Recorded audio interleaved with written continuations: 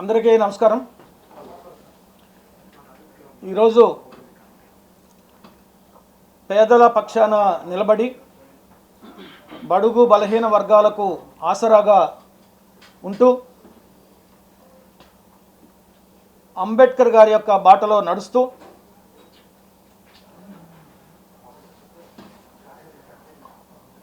ఈ సమాజంలో అసమానతలు పోవాలని, సమసమాజ నిర్మాణం జరగాలని నిరంతరం కృషి చేస్తున్నటువంటి గౌరవ ముఖ్యమంత్రి వర్యులు శ్రీ జగన్మోహన్ రెడ్డి గారి సమక్షంలో వైఎస్ఆర్సీపీ పార్టీలో చేరడం జరిగింది.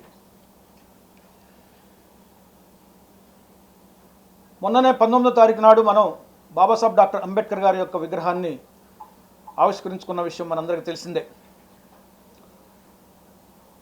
ప్రపంచంలో అతి ఎత్తైనటువంటి అంబేద్కర్ విగ్రహాన్ని జగనన్న పేరు చేతుల మీదుగా ఆవిష్కరించుకున్నాం. ఇది ఒక చరిత్ర, ఆంధ్రప్రదేశ్ రాష్ట్ర చరిత్రలో సువర్ణ అక్షరాలతో లిఖించదగ్గటువంటి ఘట్టం. కేవలం బాబాసాహెబ్ డాక్టర్ అంబేద్కర్ గారి యొక్క విగ్రహాన్ని ఆవిష్కరించుకోవటమే మాత్రమే కాదు, కానీ ఆయన ఆశలకు కట్టుబడి, ఆదర్శాలకు లోబడి, ఆయన యొక్క సిద్ధాంతాలను అమలు చేసేటువంటి క్రమంలో ఇవాళ భారతదేశంలో జగన్మోహన్ రెడ్డి గారు ముందున్నారని చెప్పేసి ఈ సందర్భంగా నేను తెలియజేస్తా ఉన్నాను. బాబాసాహెబ్ డాక్టర్ కన్నటువంటి కళ రాజకీయ, ఆర్థిక, సామాజిక అసమానతలు పోవాలని, సమసమాజం నిర్మాణం జరగాలని, కుల వివక్ష అంతరించాలని, పేద బడుగు బలహీన వర్గాలకు రాజకీయంగా, ఆర్థికంగా, సామాజికంగా సాధికారిత కలగాలని చెప్పేసి ఆయన కలగన్నాడు, అంబేద్కర్ గారు కలగన్నాడు. ఆ కళను సాకారం చేస్తున్నటువంటి ఏకైక ముఖ్యమంత్రి వర్యులు జగన్మోహన్ రెడ్డి గారు అని చెప్పేసి ఈ సందర్భంగా నేను తెలియజేస్తున్నా. ఇవాళ 120 పథకాలు, సంక్షేమ పథకాలని అమలు చేస్తూ అక్షరాల 2,53,000 కోట్ల రూపాయల నిధుల్ని పేద బడుగు బలహీన వర్గాలు ఖాతాలోకి డీబీటీ సిస్టమ్ ద్వారా జమ చేయటం అనేది ఇది భారతదేశంలోనే ఒక విప్లవం, ఇది ఒక చరిత్ర. అవినీతికి తావు లేకుండా, మధ్యవర్తుల జోక్యం లేకుండా, దళారుల అవసరం లేకుండా నేరుగా ప్రభుత్వం యొక్క పథకాలని పేద ప్రజలకు అందించడం అనేది ఇది ఒక విప్లవం అని చెప్పేసి కూడా ఈ సందర్భంగా నేను తెలియజేస్తా ఉన్నా. ఒక నూతన వ్యవస్థను వాళ్ళ జగన్మోహన్ రెడ్డి గారు నిర్మించాలని చూస్తూ ఉన్నారు. ఈ సమాజంలో పరివర్తన రావాలని పరితపిస్తూ ఉన్నారు. ఏ సామాజిక వర్గానికి ఎంత వారి జనాభా నిష్పత్తి ప్రకారం వారికి రాజ్యాధికారంలో భాగస్వామ్యం కావాలని చెప్పేసి కూడా ఆయన కృషి చేస్తూ ఉన్నారు. అగ్రకులాల్లో ఉన్నటువంటి పేదవాళ్ళతో సహా పేద వర్గాలందరినీ కూడా ఆదుకోవటానికి పెద్ద ఎత్తున జగనన్న ప్రభుత్వం కృషి చేస్తుంది అని చెప్పేసి ఈ సందర్భంగా నేను తెలియజేస్తున్నా. 31 లక్షల ఇళ్ల పట్టాలు ఇచ్చి వాటిలో 22 లక్షల మందికి ఇళ్ళు కట్టించడం అనేది ఇది సామాన్యమైనటువంటి విషయం కాదు.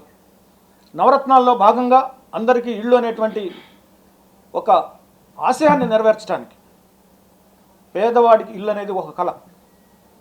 ఆ కళను సాకారం చేయడానికి వాళ్ళ 22 లక్షల ఇళ్లను నిర్మించి ఇవ్వటం అనేది ఇది ఒక చరిత్ర అని కూడా ఈ సందర్భంగా నేను తెలియజేస్తున్నా.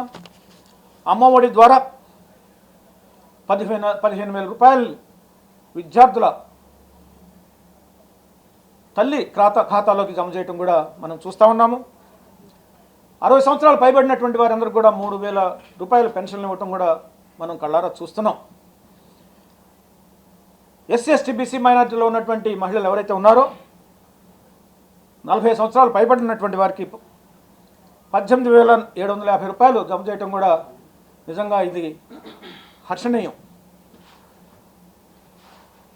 డ్వాక్రా మహిళలు మనందరికీ తెలుసు, గత ప్రభుత్వాలు డ్వాక్రా మహిళల్ని ఓటు బ్యాంకులుగా వాడుకున్నాయి తప్ప వాళ్ళకు నిజమైనటువంటి సాధికారిత ఇచ్చినటువంటి దాఖలాలు లేవు.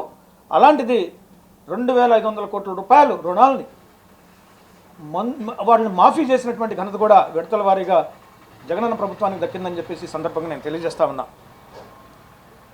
ప్రైవేటు స్కూళ్లకు ధీటుగా, కార్పొరేట్ స్కూళ్లకు ధీటుగా ప్రభుత్వ స్కూళ్లను బాగు చేసి నాణ్యమైనటువంటి విద్యను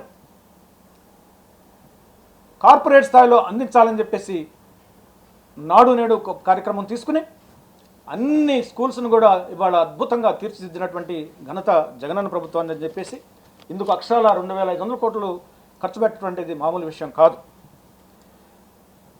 హాస్పిటల్స్ని పునర్నిర్మించారు. 17 నూతన మెడికల్ కాలేజీలు తీసుకురావడం అంటే ఇది భారతదేశంలో ఒక నూతన అధ్యాయం, నూతన చరిత్ర అని చెప్పేసి సందర్భంగా నేను తెలియజేస్తా ఉన్నాను. సీ పోర్ట్స్ కానీ, భోగాంపురం పోర్టు కానీ, రామాయపట్నం పోర్టు కానీ, మచిలీపట్నం పోర్టులు ఇవన్నీ కూడా ఇన్ఫ్రాస్ట్రక్చర్ని డెవలప్ చేసేటువంటి క్రమంలో పోర్టుల నిర్మాణం చేపట్టడం అనేది నిజంగా ప్రతి ఒక్క ఆంధ్రప్రదేశ్ పౌరుడు హర్షించదగినటువంటి విషయం. మిత్రులారా, ఇవాళ అభివృద్ధి ఒక పక్క, సంక్షేమం ఒక పక్క, ఈ రెండు కళ్ళులాగా భావించి ఆయన పెద్ద ఎత్తున ప్రభుత్వాన్ని ముందుకు తీసుకువెళ్తుంటే 5 కోట్ల మంది ఆంధ్రప్రదేశ్ రాష్ట్ర ప్రజలు జేజేలు పలుకుతూ ఉన్నారు. ఆయన నాయకత్వంలో ఆంధ్రప్రదేశ్ రాష్ట్రంలో ఇటు జీడిపిలో కానీ, పర్ క్యాపిటల్ ఇన్కంలో కానీ అన్ని రంగాల్లో ముందుకు వెళ్తుందని చెప్పేసి వాళ్ళ ప్రజలందరూ కూడా మళ్ళీ జగనన్నే ముఖ్యమంత్రి కావాలని చెప్పేసి అందుకు అందరూ సిద్ధంగా ఉన్నారని చెప్పేసి ఎదురు చూస్తున్నారని చెప్పేసి సందర్భంగా నేను తెలియజేస్తా ఉన్నా. గత ప్రభుత్వాలు కింది కులాలని, బడుగు బలహీన వర్గాలని ఓటు బ్యాంకులుగా చూశారు, మభ్యపెట్టారు, కల్లబొల్లి మాటలు చెప్పారు. కానీ వాళ్లకు నిజమైనటువంటి సాధికారితను అందించడంలో విఫలమయ్యారు. పేద వర్గాలు వాళ్ళ కాళ్ళ మీద వాళ్ళు నిలబడాలని చెప్పేసి, ఆత్మగౌరవంతో బతకాలని చెప్పేసి, అన్ని రంగాల్లో ముందుకు వెళ్ళాలని చెప్పేసి, అప్పుడే సమసమాజ నిర్మాణం సాధ్యమని చెప్పేసి వాళ్ళ జగన్మోహన్ రెడ్డి గారు చేస్తున్నటువంటి కృషికి నేను ముగ్ధుడినై, ఆకర్షితుడినై ఈరోజు ఈ పార్టీలో చేరటం జరిగింది. నా కంఠంలో ప్రాణం ఉన్నంత వరకు ఆయనతో ఈ ఉద్యమం, ఇది ఒక ఉద్యమం అంటున్నాను నేను. జగన్మోహన్ రెడ్డి గారికి అదే విషయం చెప్పా. రాజకీయాలు 2 రకాలుగా ఉంటాయి. ఒకటి సామాజిక పరివర్తనకు చేసే రాజకీయాలు, 2 స్వార్థం కోసం చేసేటువంటి రాజకీయాలు. మర్సనరీ పాలిటిక్స్, మిషనరీ పాలిటిక్స్.